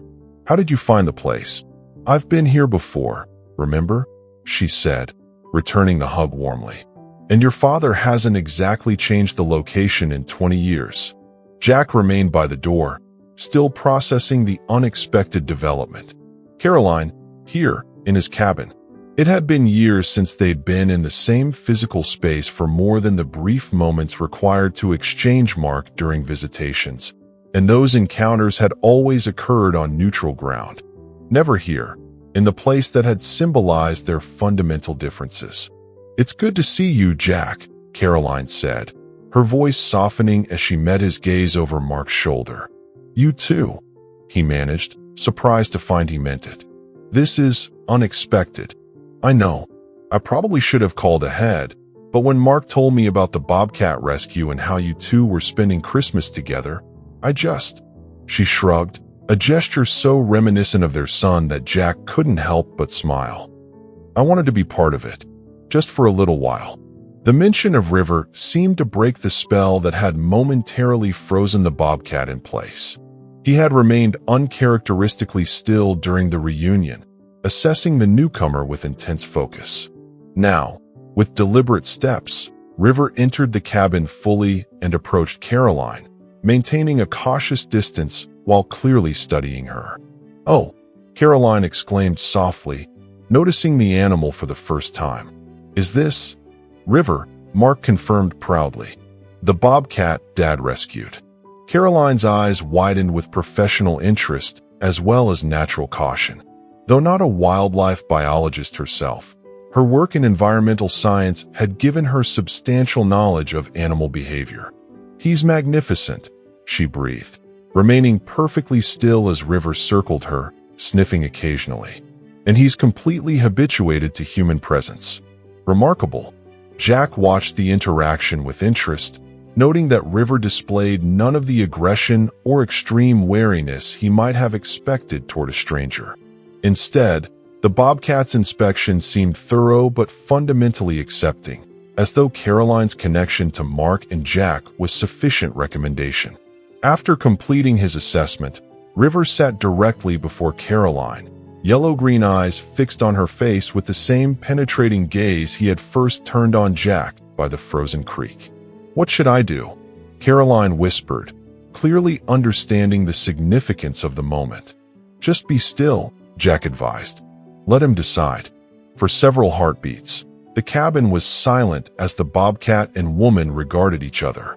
Then, with the same deliberate movement he had used with Jack and later Mark, River extended one paw and delicately touched Caroline's knee before withdrawing to a respectful distance. "He's accepting you," Mark explained with evident excitement. "That's what he did with me when I first arrived." The tension in the cabin dissipated with River's apparent approval. Caroline relaxed visibly, and Jack felt his own shoulders loosen as the initial shock of her arrival gave way to a complex but not unpleasant emotional response. "I brought coffee," Caroline said, gesturing to the basket on the table. "Real coffee, not that swill you used to brew. And some decent food for Christmas dinner." "Hey," Jack protested mildly, "my coffee's improved over the years." "I'll believe that when I taste it," she replied with the hint of a smile. Mark looked between his parents, clearly delighted by the unexpected reunion and the relatively civil tone of their interaction. "This is amazing," he declared. "The whole family together for Christmas. Including River," he added, glancing at the Bobcat who had settled by the wood stove in his customary spot. "Speaking of which," Caroline said, reaching for one of the packages on the table, "I brought something for everyone, including, as it happens, your new friend." She handed Mark and Jack each a wrapped gift, then produced a small package that she unwrapped herself to reveal a supple leather collar with a small silver medallion attached. "I wasn't entirely sure what to expect," she explained, but Mark's descriptions made it clear this was an unusual situation.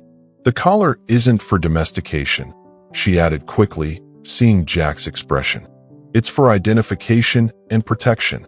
The tag has contact information and indicates that River is part of a university wildlife study, which, given what Mark's planning, isn't even a lie." Jack examined the collar with grudging approval. It was thoughtfully designed, lightweight, with a safety release mechanism that would allow it to break away if River became entangled while hunting or traversing difficult terrain. "It's a good idea," he admitted. "Protects him from hunters or trappers who might mistake him for an ordinary bobcat." "Exactly," Caroline nodded. "And it gives him a recognized status should he encounter conservation officers or park rangers." Mark's expression brightened further, if that were possible. "This is perfect, Mom. We can include it in the study protocol. Minimal intervention that provides maximum protection." River, apparently sensing that he was once again the subject of discussion, approached to investigate the collar. After a thorough sniffing, he appeared to lose interest, returning to his place by the stove with typical feline nonchalance. "I think that means he's okay with it," Mark interpreted with a laugh. The unexpected reunion created a strange new dynamic in the cabin, not the tense coexistence Jack might have feared, but rather a cautious cordiality underscored by their shared history and mutual love for their son. As Caroline unpacked the food she brought, Mark regaled her with the full story of River's rescue and subsequent adventures, including the recent bear encounters. Jack found himself watching her as she listened, noting the familiar expressions that crossed her face, the raised eyebrow of scientific skepticism, the slight purse of her lips when considering improbable data, the unguarded smile when Mark's enthusiasm peaked. They had been apart for 8 years, yet he could still read her reactions as clearly as words on a page. "You took a significant risk," she observed when Mark described Jack's decision to rescue the Bobcat, "both in the initial rescue and in bringing a wild predator into your home. It was the right thing to do." Jack replied simply. Caroline's eyes met his, something unreadable passing through them. Yes, she agreed softly. It was. They prepared dinner together, falling into an unexpectedly comfortable rhythm. Jack was surprised to discover how much he remembered of their shared patterns. Caroline's preference for organizing ingredients before beginning preparation, her habit of humming softly while chopping vegetables, the precise way she timed multiple dishes to reach completion simultaneously. She had been an excellent partner in the kitchen, as in many aspects of life. Their problems had never stemmed from an inability to work together, but rather from fundamentally different visions of what life should contain. River observed the proceedings with evident interest, occasionally accepting small offerings from each of them, but primarily content to watch the human interaction from his various vantage points around the cabin. Mark moved between his parents with easy grace, bridging any awkward moments with questions or observations that kept conversation flowing. As they sat down to dinner, a far more elaborate meal than Jack had anticipated for the holiday, Caroline raised her glass in a toast.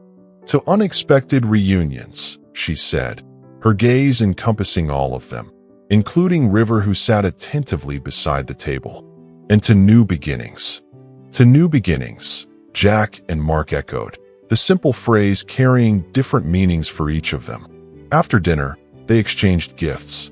Jack was momentarily embarrassed that he had nothing for Caroline, but she waved off his concern. I didn't expect anything, she assured him. My showing up was hardly part of the plan. The gifts she had brought were thoughtfully selected. Leatherwork gloves for Jack, crafted by an artisan in Chicago who specialized in traditional techniques. A digital camera with exceptional macro capabilities for Mark's research, and the collar for River, which they decided to present to the Bobcat after dinner. River accepted the collar with surprising grace, allowing Mark to secure it loosely around his neck alongside the Christmas bandana. The medallion caught the firelight as the Bobcat moved, a flash of silver against his tawny fur. It suits him, Caroline observed. Distinguished. As the evening progressed, conversation flowed more easily than any of them might have anticipated. They spoke of Mark's studies, Caroline's research at the university, the environmental conservation projects they were each involved with from their different perspectives. Jack found himself sharing stories of his years in the cabin, wildlife encounters, seasonal changes, the small rhythms of forest life that had become the backdrop of his existence. You should visit the university sometime, Caroline suggested during a lull in the conversation. Give a guest lecture in Mark's wildlife management class. Your practical experience would be valuable for students who mostly learn from textbooks and controlled field studies. The invitation surprised Jack. I'm not much for formal teaching, he demurred. Or cities, for that matter. You taught me everything important about the forest, Mark pointed out. And you did it better than any professor I've had. That's different, Jack protested. That was just life. Exactly, Caroline said with unexpected fervor. That's what makes it valuable. You've lived what they're studying. Your insights come from direct experience, not abstract theory. Jack felt a flush of pleasure at the praise, especially coming from Caroline, whose academic credentials and scientific approach had often seemed at odds with his more intuitive understanding of the natural world. I'll think about it, he conceded. The conversation shifted to practical matters regarding Mark's planned research project. Caroline offered suggestions for methodology and documentation that would meet academic standards while respecting River's wild nature and Jack's preference for minimal technological intrusion in the forest environment. The key is finding balance, she explained, her hands sketching invisible diagrams in the air as she outlined her thoughts. Scientific rigor without disrupting the very behaviors we're trying to study. That's always been your specialty, Jack acknowledged. Finding the middle path. Caroline's expression softened at the recognition. Not always, she said quietly. Sometimes I miss the forest for the trees, if you'll pardon the very appropriate metaphor. The admission, gentle as it was, hung in the air between them. an acknowledgement of past difficulties that neither had been willing to voice during their separation. Jack found himself wanting to respond in kind, to offer his own recognition of the ways he had contributed to their failure, but the words caught in his throat, unpracticed and uncertain. River, perhaps sensing the emotional undercurrent, chose that moment to rise from his place near the fire and approach Caroline. With deliberate movements, the Bobcat positioned himself partly against her chair, allowing the lightest contact with her leg, a gesture he had previously reserved for Jack and Mark. "Well?" Caroline breathed, clearly moved by the Bobcat's acceptance. "Hello there. He has good instincts about people," Jack found himself saying. "Always has." Their eyes met over River's tawny head, and something passed between them. Not reconciliation exactly, but perhaps understanding. A recognition that though their paths had diverged, the things that had initially drawn them together remained valid and true. As the evening deepened into night, practical concerns asserted themselves. The cabin, designed for Jack's solitary existence with occasional accommodation for Mark, was not equipped for an additional overnight guest. The impending departure of the conservation officers meant that driving back to town in the dark over snow-covered roads was inadvisable at best. "I can sleep in my car," Caroline suggested. "It wouldn't be the first time I've done fieldwork camping." "Don't be ridiculous," Jack replied before Mark could protest. "You'll take my bed. I'll use the floor by the fire." "Dad, I can take the floor," Mark offered. "You should. It's settled," Jack interrupted firmly. "I sleep there half the time anyway, keeping an eye on our friend here." He nodded toward River, who had returned to his customary spot on the hearth rug. Caroline acquiesced with a grace that reminded Jack of their early years together, when compromise had come more easily to both of them. "Thank you," she said simply. "It's very kind." The three of them prepared for sleep, moving around each other in the confined space with careful consideration. Jack made up a comfortable pallet near the fire, using spare blankets and his old sleeping bag.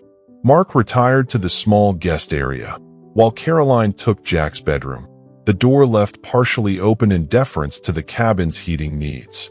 As silence settled over the cabin, broken only by the soft crackle of the fire and River's occasional contented sigh, Jack found himself unexpectedly at peace. The day had brought surprises: Caroline's appearance, the easy interaction between them all, the sense of family that had reasserted itself despite years of separation. It wasn't a return to the past, but rather something new and undefined, shaped by all that had happened in the intervening years. River shifted in his sleep, one paw extending to rest lightly against Jack's arm. The simple contact carried its own meaning: trust, acceptance, companionship freely given. Jack closed his eyes, gratitude washing through him for this most unexpected of Christmas gifts. Not just the reunion with Caroline, but the broader healing that River's presence had somehow catalyzed in all their lives. Morning arrived with gentle insistence. Pale winter sunlight filtering through frost-edged windows, the fire burned down to glowing embers, River already alert and watching the door with anticipatory focus. Jack rose quietly, careful not to disturb the others as he added wood to the stove and began preparing coffee. Caroline emerged from the bedroom as the rich aroma filled the cabin, her hair tousled from sleep, but her eyes clear and alert. "That," she said appreciatively, nodding toward the coffee pot, "smells promising." "Told you my coffee skills had improved," Jack replied with a hint of a smile. They moved around each other with careful courtesy, preparing a simple breakfast while Mark continued to sleep. River observed their interaction with characteristic attention, occasionally shifting position to maintain optimal viewing of both humans. "He really does watch everything," Caroline noted, keeping her voice low. "Cataloging behaviors, learning patterns." Jack nodded. "Smart as anything I've ever encountered in these woods. Makes you wonder how much we've underestimated what wild creatures understand." "It's a growing field of study," Caroline agreed. Animal cognition, emotional capacity, social structures beyond simple dominance hierarchies. The data is increasingly suggesting that the gap between human and animal consciousness may be narrower than we've traditionally believed. Doesn't surprise me, Jack said, flipping pancakes with practiced ease. Spend enough time watching them in their natural environment. You start to see the complexity. That was always your gift, Caroline observed. Seeing what the rest of us missed because we were too busy categorizing and quantifying. The compliment, offered without qualification or irony, caught Jack by surprise. During the difficult later years of their marriage, his intuitive approach to understanding wildlife had often been a point of contention. Caroline valuing empirical evidence and peer-reviewed research over what she had sometimes dismissed as woodsman's folklore. We each saw different parts of the same picture, he acknowledged, the words an olive branch of sorts. Both valuable in their way. Caroline's smile was warm, appreciative of the gesture. Yes, that's exactly right. Mark joined them shortly thereafter, his enthusiasm for the day evident despite the early hour. As they ate breakfast, conversation turned to the practical matter of Caroline's departure. She needed to return to Chicago that day to prepare for an academic conference, which meant leaving by mid-morning to ensure arriving before dark. "I'll come back, though," she promised Mark, "when you start your official research period. Maybe help with some of the documentation, if that's okay with both of you." "That would be great," Mark exclaimed, looking to his father for confirmation. Jack nodded, finding that the prospect of Caroline's future visits didn't trigger the anxiety or resistance he might have expected. "More eyes on the project couldn't hurt," he agreed. "And you always were better with the technical writing parts." After breakfast, they packed Caroline's car with her remaining belongings, the process taking on the bittersweet quality of all departures. River watched from the porch, the new collar gleaming against his fur in the morning light, his posture alert but relaxed, a guardian observing rather than a wild thing poised for flight. When everything was ready, Caroline turned to Jack, her expression thoughtful. "Thank you," she said quietly, "for sharing your Christmas with me, for being welcoming when you had every right not to be." "Family is family," Jack replied simply. "Some things don't change, even when everything else does." She nodded, understanding the depth beneath his sparse words. "I'm glad Mark has you, has this place. It grounds him in something real, something beyond the academic world we both inhabit." "He is both of us," Jack corrected gently. "Different things to offer. He needs both."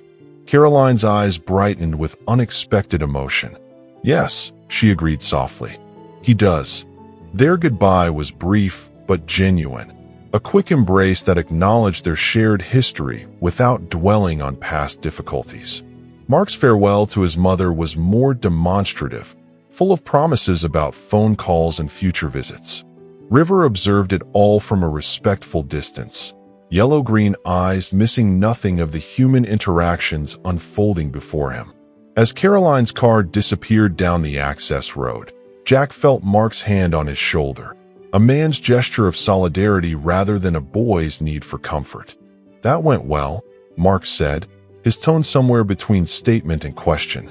"Better than I would have expected," Jack agreed. They turned back toward the cabin, where River waited on the porch, his posture suggesting both welcome and expectation. The day stretched before them, their last together before Mark's return to university.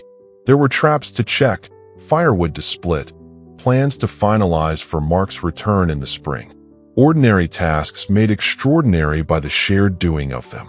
Later that evening, as dusk gathered around the cabin, Jack found himself standing at the edge of the clearing, watching as Mark and River explored the perimeter in the failing light.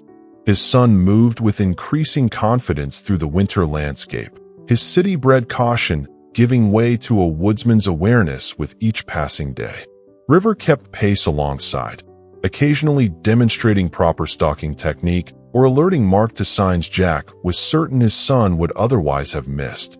The sight stirred something profound in Jack's chest, pride, certainly, but also hope. Hope that the forest that had shaped his own life might continue to influence his sons, might provide the same solace and wisdom it had offered him through difficult years. Hope that the unlikely bond formed with a wild creature might expand to encompass not just survival, but a deeper understanding of connection itself. Mark had been right about River being a bridge. The Bobcat had connected them in ways Jack hadn't anticipated, father to son, humans to wilderness, past to future. In saving the half-frozen creature from certain death, Jack had unwittingly created something new, a space where different worlds could meet and find common ground. River looked up then, catching Jack's gaze across the clearing.